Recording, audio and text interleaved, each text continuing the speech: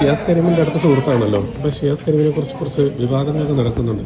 ആരും രേണുവിൻ്റെ ഒരു അഭിപ്രായം എന്താണ് പേഴ്സണലി? ഷിയാസിനെ സുധിച്ചേട്ടൻ ഞാൻ 3-4 പ്രാവശ്യം കണ്ടിട്ടുള്ളൂ, 2-3 പ്രാവശ്യം കണ്ടിട്ടുള്ളൂ. ഷിയാസിനെ സുധിച്ചേട്ടനുള്ളപ്പോൾ തൊട്ടേ അനിയൻകുട്ടാന്നാണ് സുധിച്ചേട്ടൻ എന്നോട് പറയുന്നത്. എനിക്കും എന്നെക്കാളും 2-3 വയസ്സിന് മൂത്താന്ന് തോന്നുന്നു. എങ്കിൽ പോലും എനിക്ക് ഷിയാസ് അനിയൻകുട്ടൻ തന്നെയാണ്. പിന്നെ എന്താ പറയുക, നമ്മൾ ഈ പറയുന്ന ഒരു ആരോപണം ഉന്നയിക്കുന്നവരൊക്കെ പിന്നെ എന്നെ പറ്റി കണ്ടില്ലേ, പെർഫെക്റ്റ് ആണല്ലോ. എല്ലാവരും പെർഫെക്റ്റ് ആയതുകൊണ്ട് പിന്നെ ആർക്കും നേരെ കഴിച്ചുകൊണ്ടല്ലോ. സത്യം എന്താണെന്ന് വരട്ടെ. ഷിയാസിൻ്റെ ഫാമിലി എന്തായാലും ഫുൾ സപ്പോർട്ടുണ്ട്. അതുപോലെ ഞാനും എൻ്റെ പേഴ്സണലി എനിക്ക് ഷിയാസിനെ സപ്പോർട്ട് ഉണ്ട്. ഒരിക്കലും തെറ്റ് ചെയ്തതായിട്ടൊന്നും എനിക്ക് തോന്നുന്നില്ല. ഇപ്പം എന്നെ സംബന്ധിച്ച് ഇപ്പം തന്നെ നിങ്ങൾ കണ്ടില്ലേ, എൻ്റെ ഒരു ചാറ്റ് പുറത്ത് വിട്ടെന്ന് എന്താണെന്ന് എനിക്ക് ഓർമ്മ പോലും ഇല്ല എന്താ സംഭവം.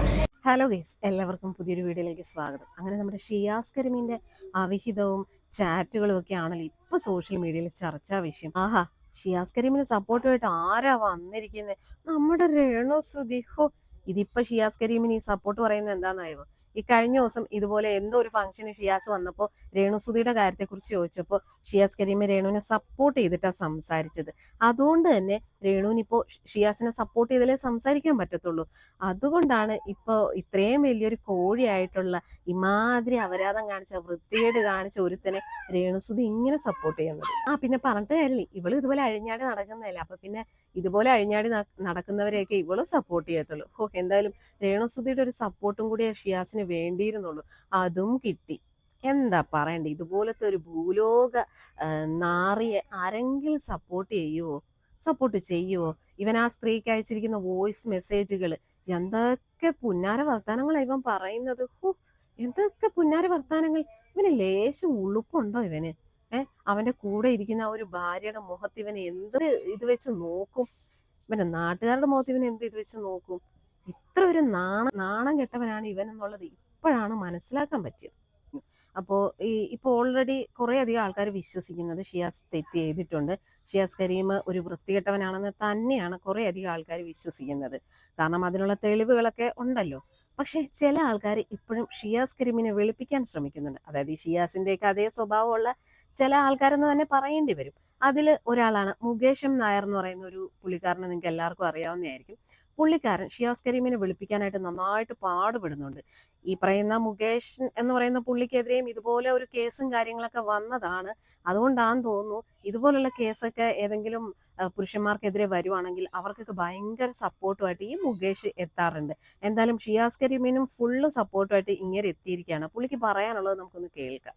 ഇപ്പം ഞാനും രാഹുൽ ഈശ്വരും ഷിയാസ് കരീമിനെ വിളിച്ച് സംസാരിച്ചായിരുന്നു. ഷിയാസ് കരീമിന്റെ വക്കീലുമായിട്ട് ഇന്ന് സംസാരിച്ചു.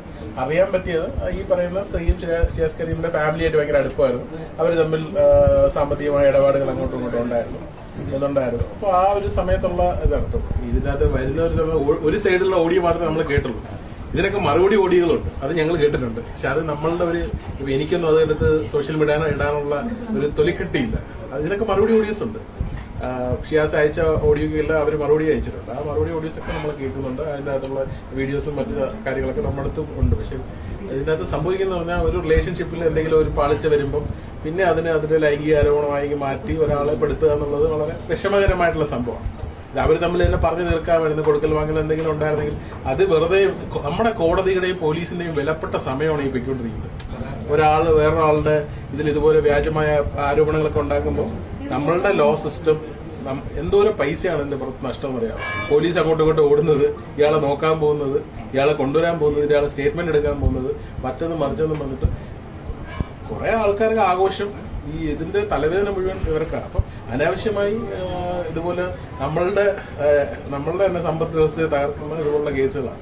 ഇതിനകത്ത് നമ്മൾ ഷിയാസിന്റെ ഭാഗത്തുമല്ല, ഈ ഇര എന്ന് പറയപ്പെടുന്ന അവരുടെ ഭാഗം. കാരണം ഇതിന്റെ അകത്ത് അവർ തമ്മിലുള്ള റിലേഷൻഷിപ്പിലായിരുന്നു. ആ റിലേഷൻഷിപ്പ് ബ്രേക്കപ്പ് ആയപ്പോൾ ഉണ്ടായ കേസാണ്. അത് എല്ലാവർക്കും മനസ്സിലാവും. പക്ഷെ ഷിയാസിന്റെ ഒരു കാര്യത്തിൽ ഷിയാസിനെ റിയലി അപ്രീഷിയേറ്റ് ചെയ്യണം. ഷിയാസ് ഇതുവരെ ഷിയാസിന്റെ ഭാഗത്തുള്ള ഒരു ഓഡിയോ വീഡിയോ ഒന്നും പുറത്തു വിട്ടിട്ടില്ല, അല്ലെ? ഷിയാസിനെ വേണമെങ്കിൽ അത് കവറപ്പ് ചെയ്യാനായിട്ട് നല്ല കാര്യമാണ്. അപ്പൊ അതാണ് നമ്മൾ ഈ കേസിൽ പറയാനുള്ളത്. പുള്ളിക്കാരൻ അങ്ങോട്ട് ഷിയാസ് കരീമിനെ ഒരു നല്ലവനാക്കി അങ്ങ് മാറ്റി. ഷിയാസ് കരീം ആ ഒരു പെണ്ണിന് അയച്ചിരിക്കുന്ന വൃത്തികെട്ട മെസ്സേജ് ഒന്നും ഇയാൾ കേട്ടിട്ടില്ല എന്ന് തോന്നുന്നു. ഇയാളിപ്പോ പറഞ്ഞു വരുന്നത് എന്താന്ന് വെച്ച് കഴിഞ്ഞാൽ ഇതുപോലെ ചെയ്യുന്നവരൊക്കെ വലിയ പുണ്യാളന്മാരാണ് എന്നുള്ള രീതിയിലാണ് സംസാരിക്കുന്നത്. കാരണം ഈ പറഞ്ഞ ആൾക്കെതിരെയും ഇതിനു മുന്നേ കുറച്ച് ആളുകൾക്ക് മുന്നേ ഇതേപോലെ ഒരു പോക്സോ കേസോ കാര്യങ്ങളോ മറ്റോ വന്നതാണ്. എന്നിട്ട് പുള്ളി അത് തെറ്റ് ചെയ്തിട്ടില്ല എന്നൊക്കെ പറഞ്ഞ് ഭയങ്കര സംഭവങ്ങളൊക്കെ ആയിരുന്നു. കള്ളക്കേസാണെന്നൊക്കെ പറഞ്ഞ് ഭയങ്കര സംഭവം കാര്യങ്ങളൊക്കെ ആയിരുന്നു. അതിന് ശേഷം ഈ പുള്ളി ആർക്കെതിരെ ഇതുപോലുള്ള പീഡന പരാതി വന്നാലും അവരെയൊക്കെ സപ്പോർട്ട് ചെയ്ത് ഈ പുള്ളി രംഗത്തുണ്ടാകും. നമ്മുടെ രാഹുൽ ഈശ്വറും അതുപോലെ ഈ പറയുന്ന മുകേഷ് നായർ എന്ന് പറയുന്ന ഈ ഒരു പുള്ളിക്കാരനും ഉണ്ടാവും. എന്തായാലും ഷിയാസ് കരീമിന്റെ കാര്യത്തിൽ ഇത് വിശ്വസിക്കാൻ ഞങ്ങൾക്ക് ബുദ്ധിമുട്ടുണ്ട്. കാരണം അയാൾ ആ ഒരു പെൺകുട്ടിക്ക് അയച്ചിരിക്കുന്ന വോയിസ് എന്താണെന്നുള്ളത് നമ്മളെല്ലാവരും കേട്ടതാണ്.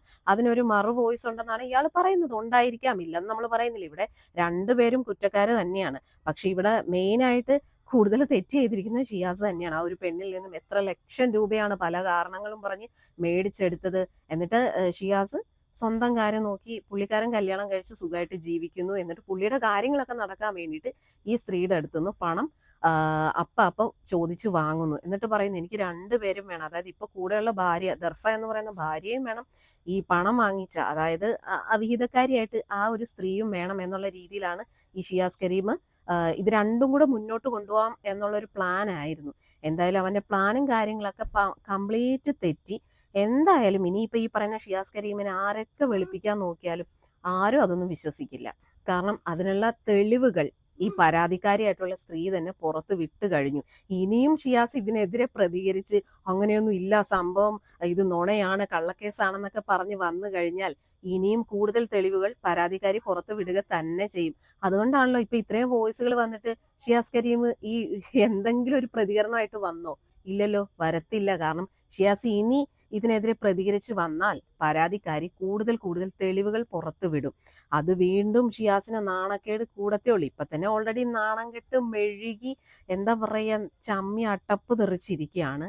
ഇനിയും ഇത് എതിർത്ത് രംഗത്ത് വന്നാൽ പരാതിക്കാരി ഉള്ള തെളിവുകൾ മൊത്തം പുറത്ത് വിടും. അപ്പൊ അതുകൊണ്ട് തന്നെ ഇപ്പൊ ഷിയാസിന്റെ മെയിൻ ഒരു പരിപാടി എന്ന് വെച്ച് കഴിഞ്ഞാൽ മിണ്ടാതെ ഇരിക്കുക, കേസ് അതിന്റെ വഴിക്ക് അങ്ങ് പോട്ടെ. എന്തായാലും സോഷ്യൽ മീഡിയയിൽ ഇത് വലിയൊരു ചർച്ചാ വിഷയം തന്നെയാണ്. ഇല്ലാത്ത കാര്യമൊന്നും അല്ലല്ലോ ആൾക്കാർ ചർച്ച ചെയ്യുന്നത്, ഉള്ള കാര്യമല്ലേ.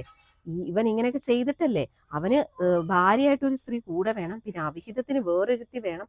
ഇവൻ ആ ഒരു പെണ്ണിനയച്ച വൃത്തികെട്ട രീതിയിലുള്ള ചാറ്റുകൾ, അതായത് വോയിസുകൾ നമ്മൾ കേട്ടതാണ്. ഇത് വൃത്തികെട്ടവനാണ് ഇവൻ. എന്താ ഇവനൊക്കെ പറയണ്ടത്? ഇവനൊന്നും ദേഹാനങ്ങി പണി ചെയ്യാൻ കഴിയത്തില്ല. കണ്ട സ്ത്രീകളുടെ അടുത്തുനിന്നും ലക്ഷക്കണക്കിന് രൂപ മേടിച്ചാണ് ഓരോ കാര്യങ്ങൾ ചെയ്ത് ഇങ്ങനെ രാജാവിനെ പോലെ നടക്കണം. നാണം കെട്ടവൻ. ഇവൻ ചെയ്ത തെറ്റ് തെളിയിക്കപ്പെടണം. ഇവൻ ഇതിനുള്ള ശിക്ഷ കിട്ടുക തന്നെ വേണം. ഒരു പാവപ്പെട്ട ചെറുപ്പക്കാരന് ഇങ്ങനെ ഇല്ലായ്മ ചെയ്യുന്നത് ഒരിക്കലും ശരിയായിട്ടുള്ള കാര്യമല്ല.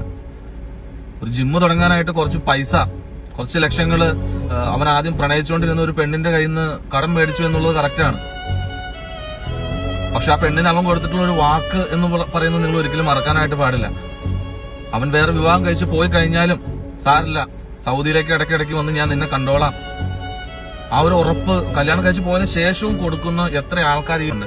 ആ ഒരു മഹാമനസ്സുള്ള ഒരു വ്യക്തിനെ നിങ്ങളെല്ലാരും കൂടി ഇല്ലായ്മ എന്ന് ഒരിക്കലും ശരിയല്ല. പിന്നെ പൈസ ചോദിച്ച സമയത്ത് ഫോട്ടോ പുറത്ത് വിടുക എന്ന് പറയുന്നത് നമ്മൾ ആ ഭാഗത്തൊന്നും ചിന്തിക്കണ്ടേ. പ്രണയിച്ചുകൊണ്ടിരുന്ന ആ ഒരു സമയത്തല്ലേ കടം മേടിച്ചേ. ആ സമയത്ത് മേടിച്ച പൈസ പ്രണയം പോയി കഴിഞ്ഞാൽ പൈസ അതോടൊപ്പം തന്നെ ഇല്ലാതെയായി പോകും. അത് തിരിച്ചൊക്കെ ചോദിക്കുക എന്ന് പറയുന്നത് അത് വളരെ മോശമായിട്ടുള്ള കാര്യമല്ലേ. അതിനേക്കാളും വലുതല്ലേ ആദ്യം കൊടുത്ത വാക്ക്.